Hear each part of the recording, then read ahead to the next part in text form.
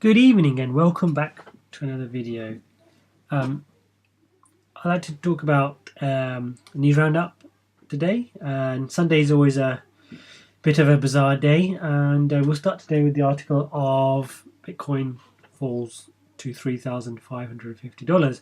Now, bizarrely enough, this morning and last night, the market was up and Bitcoin was up over $3,700. Here's a chart here. In fact, this was today, not last night. But it was doing. Sorry, in fact, it did start on Saturday. Yes, it started rising on Saturday. I'm right. It broke out of the 3006s and moved into 3007s. 7-day chart would be a bit better. It kind of broke that $3,600 mark and into $3,700. And I was thinking maybe my prediction was incorrect. About saying that I expect a further price drop, and lo and behold, this morning, early in the day, it dropped to $3,500, if not slightly lower. So, are we nearing this bottom now? Are we going to get there? It's still difficult to tell. I mean, again, tomorrow we'll see the investors back in again, and I guess we'll see what happens. I mean, I had this crazy theory in my head, and I was thinking about crypto. And I guess people who listen to these videos or listen to crypto videos generally have crypto in their mind a lot of the time. I listened to one YouTuber who's a crypto YouTuber who kind of like digests podcasts and articles all day, every day. And I'm similar, and I was thinking this crazy idea. I thought the market might in fact go up in my head. I was thinking about it last night, or sorry, on Friday night. After I made the video, I was thinking actually, if there's no investors in the market, there's no selling going on from like individuals, and I thought maybe you might see a price rise. And then I saw the price rise, thinking, oh, actually, maybe is there actually a lot of selling going on in the market with investors trying to push that price down, But then, my theory in my head was disproved when you saw a massive. Well, it is a massive price drop. $200 in a shot is a big drop. And if you look at the chart, it happens from 11:29. 11:14 to in an hour, in what, 45 minutes. Sorry, an hour and 15 minutes. It drops $200. So it goes from a $65 billion market cap to a 62. So it loses around $2.5–3 billion in an hour and a half, and that's obviously a substantial loss. And again, we don't know what's driving this drop in price suddenly. Is it again sell-offs from individuals? Is there that much activity? So I keep going between the charts. Is there that much activity? 24-hour volume is around 4 or 5 billion, which is obviously on the low side on a Sunday because we haven't got investors on that. But it looks like we can't sustain the. Sorry, I'm just going to do it one more time. I'm just going to go with the chart. We can't seem to sustain this $3,700 level. If we look at the 1 month average, that's way too far back. Even the 4,000 dropped, and I said last time if we can just stay above 3,700, we can then show some sort of movement towards 3,800 and then the 4,000 mark. But we can't seem to hold it, and we go up to 3,700 and there's too much selling pressure, too many sells at that price, and it just knocks it back down again. So I think at the moment we have that sort of level of 3,500. Now it's whether it breaks that $3,500 mark and goes towards further lows, and I don't think that we've been below that at all. So yeah, $3,300 the start of December. So at the moment for us on this 1 month average, the $3,500 mark is our bottom on this month. Are we going to break that and go further and hit a new low for this month, I should say, or this year, or are we going to get to the 3,000s and shoot back up? And whatever you read, whatever you analysts say, unfortunately, there is no way of knowing everybody's predictions in terms of what everybody's going to put their orders on. Is it going to be a buy? Is it going to be a sell? And what can really pick up Bitcoin now is um, getting good news. And again, government shutdown is still in effect. I think it's day 25 now, or day 26. So we won't be getting any sort of approvals for either one of the ETFs or backed at the moment. But that takes me on to my first article, or my second, is VanEck's ETF. So VanEck unfazed by shutdowns impact on Bitcoin ETF application. Now I spoke about an article the other day which was talking about the fact that one individual doesn't think this year is going to be any shot for an ETF for Bitcoin or cryptocurrency ETF, I should say. But I think people at VanEck, or the director, thinks differently. So, investment manager VanEck remains confident about its Bitcoin ETF application despite the US government shutdown. Why? Because the firm believes it has laid out a robust foundation for the VanEck SolidX Bitcoin ETF to eventually win SEC approval. I have done everything I can to build the right market structure for Bitcoin and digital assets. VanEck's Director of Asset Strategy, Gabor Gobaks, told CCN on Twitter. The SEC has until the February 27th to approve or deny VanEck's Bitcoin ETF. As CCN reported, the agency delayed making decisions several times. So this is kind of the last time they have. Whether we're going to stay, I mean, it'll be terrible for the people in the US, especially government workers who are losing money, or not getting paid, if we're still in a month's time, or just over a month's time, still waiting for a decision because the government is still in shutdown. I can't imagine this shutdown is going to go into a 50-day period, but crazier things have happened. Blockchain attorney Jake Javinsky says VanEck's Bitcoin application won't automatically be approved in the event of a shutdown. Yeah, we spoke about this. The SEC's final deadline to approve or deny the ETF is February 27th. Javinsky tweeted, that's 240 days after the ETF proposal was first published in the Federal Register. The SEC doesn't have the power to extend their 240-day deadline. The statute absolutely prohibits any further delays. So it's going to be this final decision now. By law, that means the SEC fails to make a decision about 27th, will automatically. That's not correct. I think this has been disproven a number of times. I think the idea is, yes, there is a law in the US constitutional government about this, but there are still people working in the SEC to provide the approval or rejection, as long as they have enough people in the office to do it. So again, what's going to happen? We've only got a month and 6 days, really, or less than that, to find out, really. And there's no delay with this. It's either going to get approved or rejected. I think they think they've got a good chance getting it done. From a neutral perspective, someone who does want Bitcoin ETF badly for the market, I don't know. I mean, it's a very much don't hold your breath.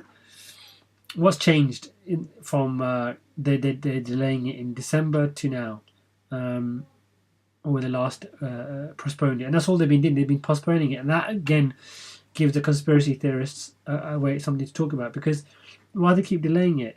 We should have been just a rejection last time, not a delay. It almost feels like, are they getting people to work on hope and then just seeing a rejection and watching the market drop and watching Bitcoin hit its bottom so people can jump in, or they're actually legitimately trying to protect investors, which I've said I don't necessarily believe that story. So what do you guys think? Are we going to see an approval this next month? Are we going to see approval this year? I don't think we're going to see any sort of movement until we get this backed involved, and I guess we can see how the market responds with that and how that influences the SEC. Again, it's a big flag for the US if they approve the SEC. Again, it's more money coming into the country for them, more investment into the country, and I don't know why they don't understand that aspect of it. But anyway, Let's move on. Interesting article here coming out from South America. Chilean citizens will begin paying cryptocurrency taxes in 2019. Taxpayers in Chile are reportedly going to have to pay taxes on cryptocurrency earnings this year, as the country's Internal Revenue Service has included a section for crypto assets in a form that has to be filled on taxpayers' annual income tax returns.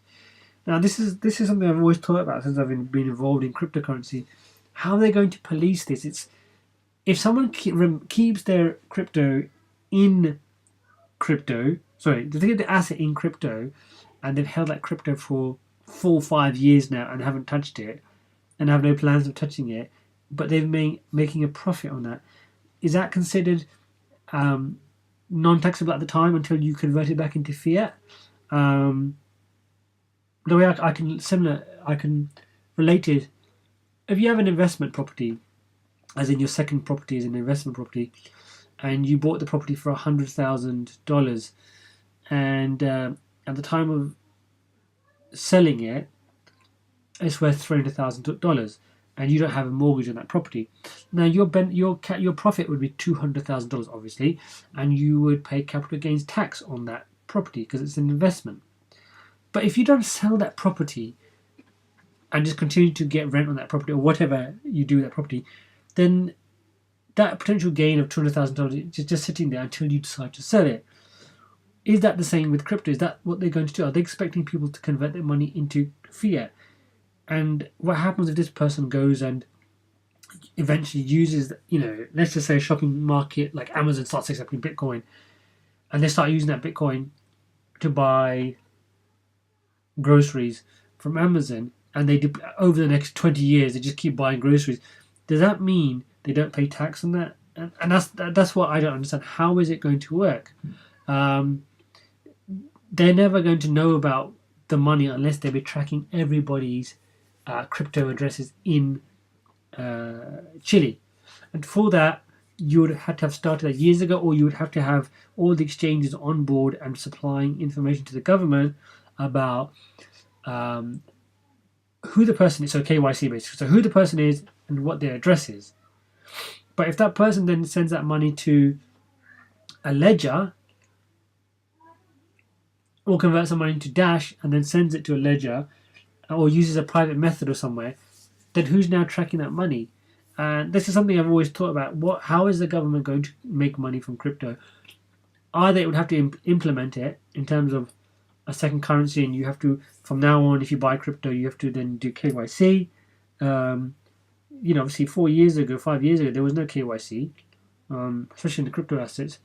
Maybe in traditional industries like banks, you obviously do KYC because the banks got in trouble with money laundering and blah blah, and then they got fined, and this happened, and then they implemented KYC, which is I think an American thing about passports and driving licenses and photos and proof of address.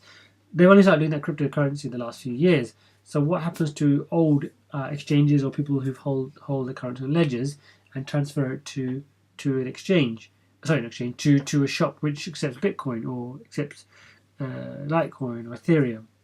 So interesting to see how many people actually fill out this form, and what is the percentage of tax that they're going to provide or charge on this, or what's the levy going to be.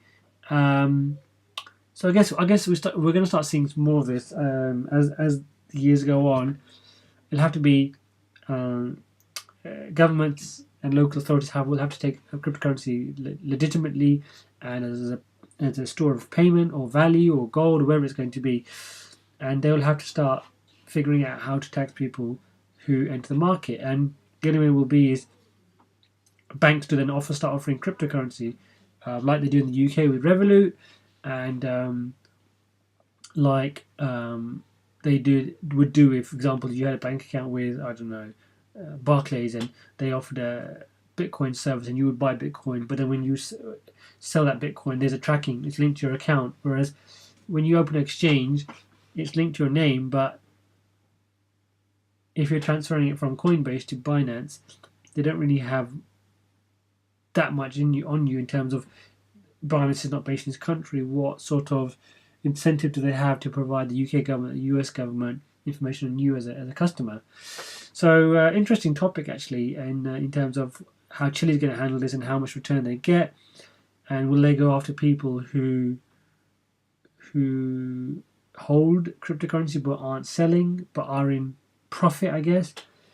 Why they're going to start getting the exchanges to cough up information, otherwise they're not allowed to trade in that jurisdiction. So interesting to see what happens, but let's move on. So we've spoken about this article before, well, not this article, but articles about subpoenas from Kraken and why crypto exchanges are fleeing the US. Now there's a great graph on here, which is I can show you guys. So I spoke about it last time about how Kraken in 2018 had 475 subpoenas, and 315 out of those came from the US government. So a massive amount. And the second place was the UK with 61. And if we look for, there's a nice graph down here about move out the US, and I guess the article then talks about US is about 1/5 of clients, but 2/3 of requests. US agencies are more active and are much less surgical. For many requests, we have no matches. It wouldn't be surprising to find that the same subpoenas go out to everyone in the hopes that a match will be found. So let's look at this graph for anybody who's not watching or looking at the screen. So you've got requests by countries, and you've got countries such as Ukraine, Serbia, Slovenia, Canada, Iceland, Russia, what KIB, not sure about that, Australia on one request. You got the US on 18, and then again second place is the UK on 6. What stops exchanges moving to what's a good safe country? Australia or Slovenia or Canada or Ireland, and setting up a cryptocurrency. I mean, there may not be. It may be the fact that there aren't that many exchanges in those regions, but they've asked for one, so there must be something there. So why not just move to these countries and set up exchanges there? I'm not advocating them avoiding subpoenas. If there's legitimate reasons for a subpoena, then it's important. And here's an example of a subpoena which is important. Cryptopia is still closed. Now, Cryptopia exchange has been closed for nearly 2 weeks now because they suffered a security breach, and also they're complying with the New Zealand government about what happened, how did it go wrong, blah blah. And this is as of the 14th. So it's been a couple of weeks that it's been closed now, and this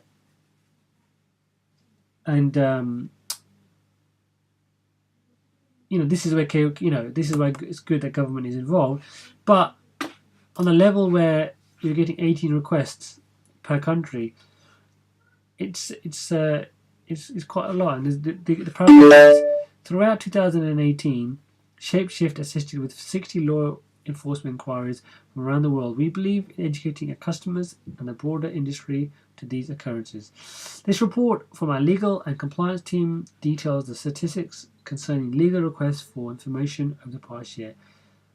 HT Kraken for the inspiration. Thanks, Kraken. What's HT? Okay. Anyway, but the idea is France, is asking for subpoenas. Countries are asking for subpoenas where there are cryptocurrency exchanges. And in fact, I was wrong. So Germany was second, bizarrely enough. But on the level of 18, it's far higher than all the other countries. So what are the US doing right? Or what are the other countries doing right? Or what are the US doing wrong? Are they asking for too much? Or are other countries asking for too little? It should be one information request, and that should serve all purposes. It shouldn't be the FBI and the CIA and the DEA and the SEC and all these other government departments asking for the same bits of information. What do they want to know? Are they worried about money laundering? Are they worried about obviously AML? But if the exchanges all are compliant to KYC, and whenever you join a currency now, a big one, you have to do KYC. So what are they worried about? If their KYC is up to date, the audit is up to date, and they're filing audits, and they're filing the information as per the legal requirements, why do they need to keep doing subpoenas? So then it makes them wanting to move to other countries. And Obviously, Binance is not in the US, and obviously Coinbase is, but they've got a lot of people like SEC on their board. But the other exchanges, Kraken may move out of the US if it's going to keep getting subpoenas, because it costs money. It needs legal fees. This stuff is not free. A request needs to be done by somebody. So interesting what happens again to the US. Are they falling behind by doing this? Again, Malta, Japan, Switzerland, these countries keep coming up who are actually not even on that register. So whether they've been missed off or whether they've even asked for information is an interesting topic. But again, it's good that government is protecting individuals, but it gets beyond a joke when they keep interfering to the point that they are trying to find something wrong with you on purpose, or trying to find fault, to try and shut you down, or trying to give you a cease and desist order, or something like that. What do you guys think? Is it something that we should be worried about? Is it something that is good for to keep out dodgy exchanges? But yeah, I mean, I don't know. Let's see. Let's have a look at the market before we go. Any change? 100. That was yesterday's one, so obviously not 120. It was 119, so we lost 5 billion. Volume is slightly up actually on a Sunday, not too bad. Bitcoin dominance is slightly up. What is down? Everything. Obviously, put the money back to Tether. And what is up? Apollo currency hollow, it's been doing quite well, but taking a bit of a dip, and I guess it's going to rise again. PandyX, and what's the biggest losses of 24 hours? Loop ring, one chain, wax. Again, wax. I think I spoke about it the other day when I think that was on the up. I was on the down, and it's on the down further. Sorry. Not a great end to the day. Maybe overnight. Well, we hope to see what happens tomorrow. And as always, please keep positive in the market. Keep holding your coins. We expect the market at some point to move. We just need some substantial good news. But I'd like to thank for everybody who's been listening so far, who's commented and liked and subscribed my videos. And I'll see you on the next video. Thank you. Goodbye.